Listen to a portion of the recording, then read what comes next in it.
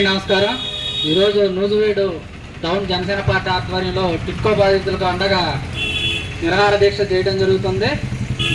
గత ప్రభుత్వం 80% పూర్తి చేసిన ఇళ్లనే ఈ ప్రభుత్వం మారిన తర్వాత తట్టెడు మట్టి అంటూ ఏమీ వేయలేదు.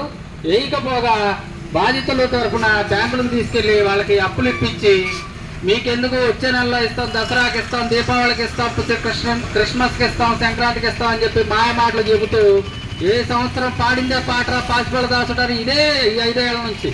ఇప్పుడు 10 రోజుల్లో ఎలక్షన్ కోడ్ వస్తుందనగా మన నాయకులు కానీ వైసీపీ ప్రభుత్వం కానీ ఎక్కడో హడావిడిగా చేస్తున్న టిక్కో ఇళ్ళు రంగులేసే ఫోటోలు తీసుకొచ్చి సచివాలయ గ్రూపుల్లోనూ వాటిల్లోనూ చెప్పేసి అందరికీ పంచుతున్నారు.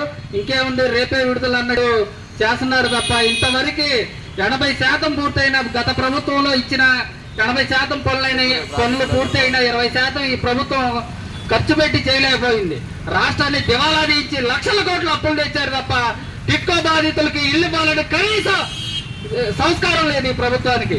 ఎంతో మంది ఈ ఉన్న భావాలు చాలక వాళ్ళని బ్యాంకులకు తీసుకెళ్లి మెప్ప వాళ్ళని సచివాలయాలు తీసుకెళ్లి బ్యాంకులలో ఇప్పించి రోజు టార్చర్ చేస్తున్నారు. వాళ్ళు రూపాయి పని పాట లేని వాళ్ళు బ్యాంకుల్లో కూడా మీరు అప్పు కట్టాలి, అప్పు కట్టకపోతే ఇదైతే అని చెప్పేసి బెదిరించేస్తున్నారు.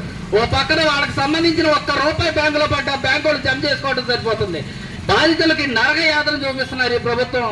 ఇప్పటికైనా మేము కోరేది నూజివీడు జనసేన పార్టీ తరఫున ఒకటే కోరుతున్నాం, బాధితుల తరఫున 10 రోజుల తరఫున ఇల్లు మాత్రం ఇవ్వకపోతే మాత్రం మీ కర్మ, మీరు ఈ రాజకీయం నుంచి నూజివీడు రాజకీయం నుంచి తప్పుకున్నట్టే.